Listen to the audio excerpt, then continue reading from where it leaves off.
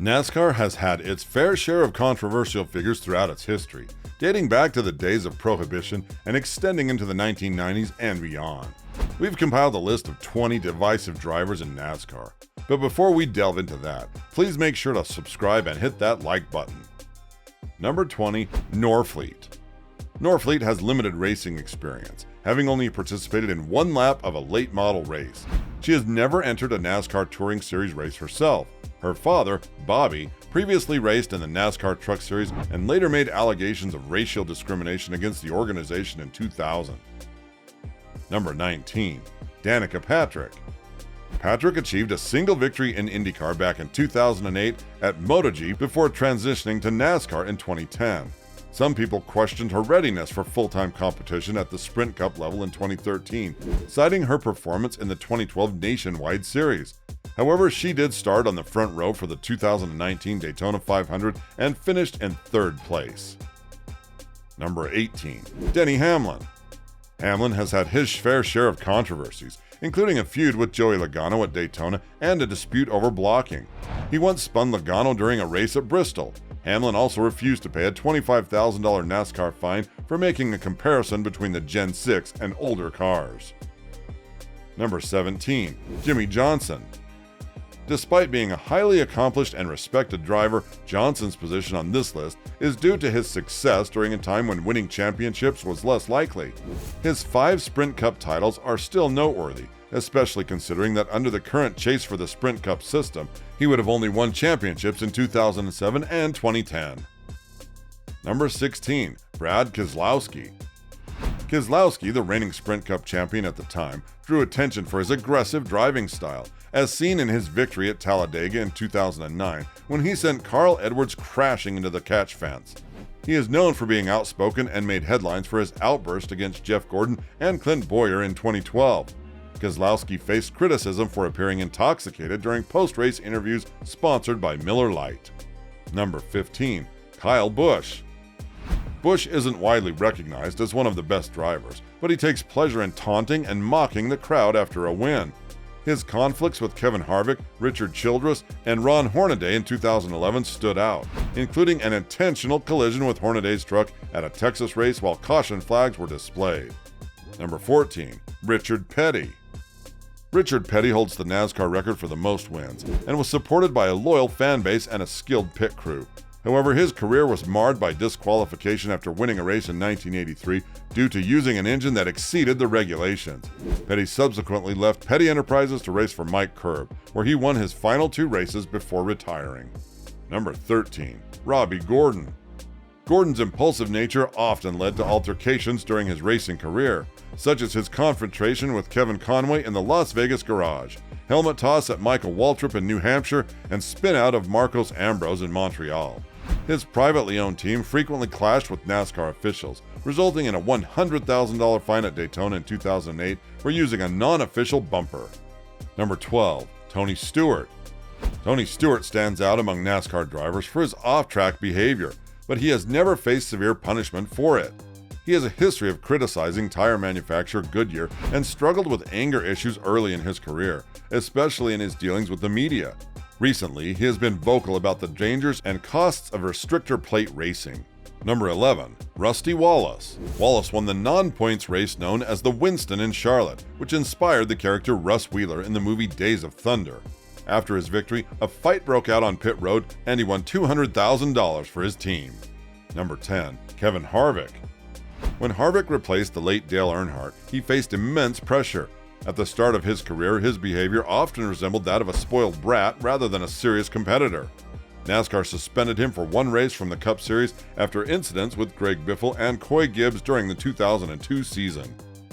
Number 9, Aaron Fike. Fike showed promise as a young driver for Kevin Harvick Incorporated and Red Horse Racing until his arrest in July 2007. He was caught using heroin in a theme park parking lot. Fike later admitted to being addicted to heroin and painkillers, even using drugs on race days. He was banned for 5 years before being reinstated in August 2017. Number 8, Shane Meal.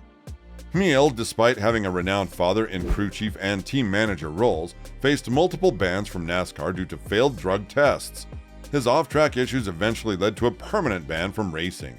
After leaving NASCAR, Hamill worked on turning his life around during his time away from racing for USAC. Number 7. Jeremy Mayfield.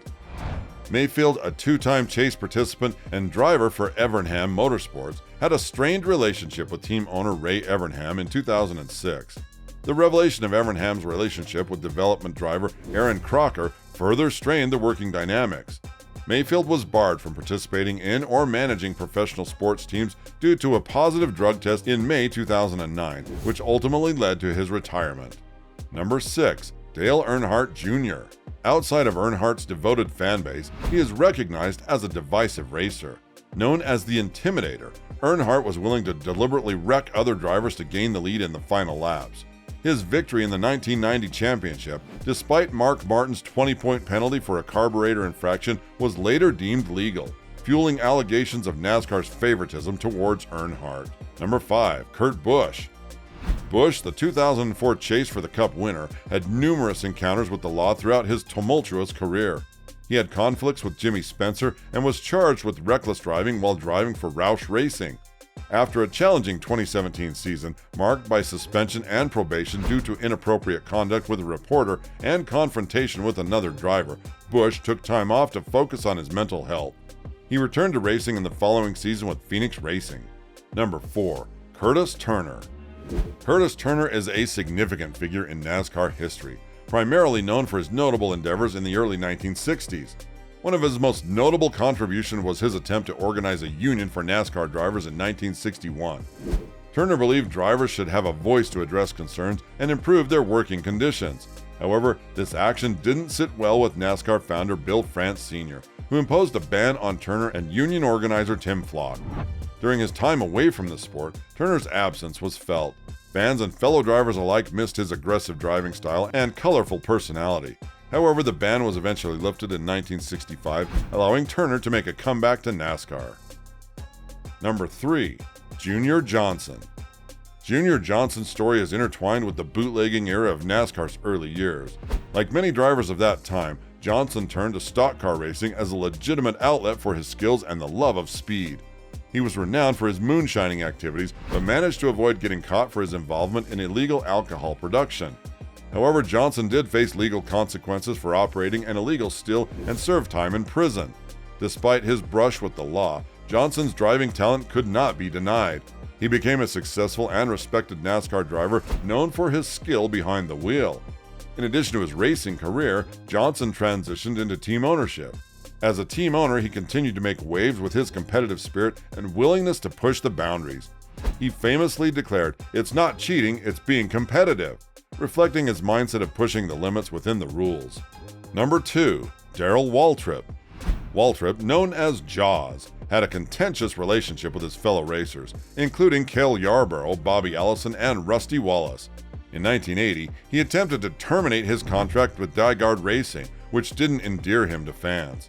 Waltrip has faced criticism for being perceived as biased towards NASCAR in his current role as a commentator for Fox Sports, despite his past reputation for critiquing the sport. Number 1. Tim Richmond. Richmond became a NASCAR star after starting his career in open-wheel racing, which inspired the movie we're talking about. But his lavish way of living eventually led to problems in the late 1980s when he got AIDS, a disease that wasn't well understood at the time. Richmond attempted a comeback in 1988, but he didn't pass 2 drug tests. NASCAR required him to reveal his complete medical history to clear his name, which led to his decision to retire from racing. Sadly, he died in August 1989. What are some other notable controversies or intriguing stories that have emerged in the history of NASCAR? Let us know in the comments and like and subscribe for more.